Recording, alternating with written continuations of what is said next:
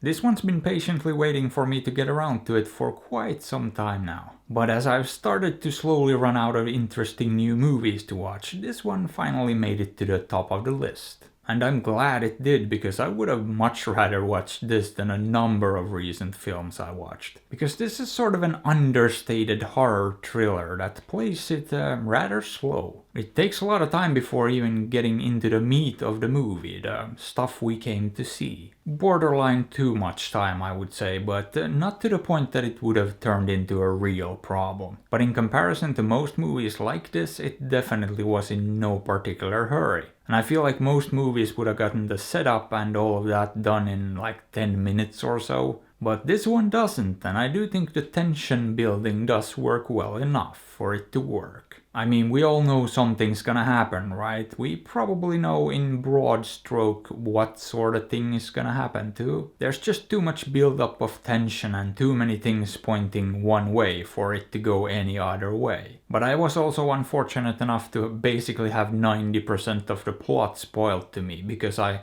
dared read the synopsis on IMDb. And I hate it when they do that. They literally summarize the entire thing in one sentence. I mean, they tell you exactly what's gonna happen until over an hour into the movie. They basically just leave out the details and the end and conclusion, which for me personally did ruin some of the enjoyment of this one. Now, as luck would have it, it is a very well made little film, and I did still like it. But you know, a lot of the anticipation of what would happen next and where the story was gonna go was completely gone. But in an attempt to give you a synopsis of what the movie is about without getting into details, let's just say it's about a woman who's packing up her things, all her belongings, and she's setting out on a road trip because apparently she's moving somewhere. Exactly where, we don't know, but it's gonna take several days of driving to get there. And a large portion of the movie actually takes place on the road, with her driving alone.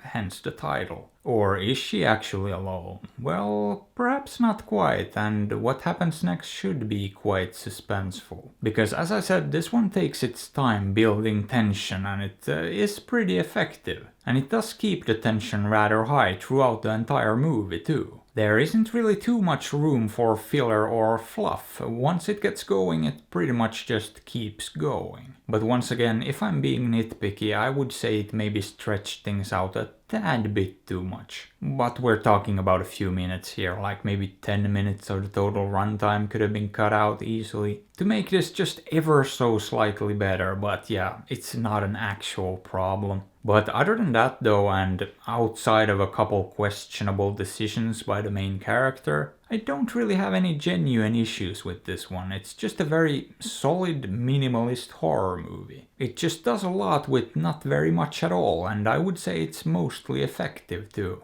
It's well shot, it looks good, and the writing is fairly solid, if not all that remarkable. And I don't remember seeing Jules Willcox before in anything, but she did a great job here with the central performance. And she needed to, because she's the only one on screen for large portions of the movie. But I also need to give a shout out to Mark Menchaca for his performance here, because he played his role here very well too, and I feel like without him this could have been a very different movie. And he's an interesting guy too, because I didn't recognize his name, but I've definitely seen him around, and you probably have too. In things like Ozark, The Sinner, The Outsider, just to name a few of his recent projects. And while he is sort of typecast here, I feel like it's for good reason, so I can't really complain too much. But yeah, overall I like this one, and actually I feel like giving it a low 7.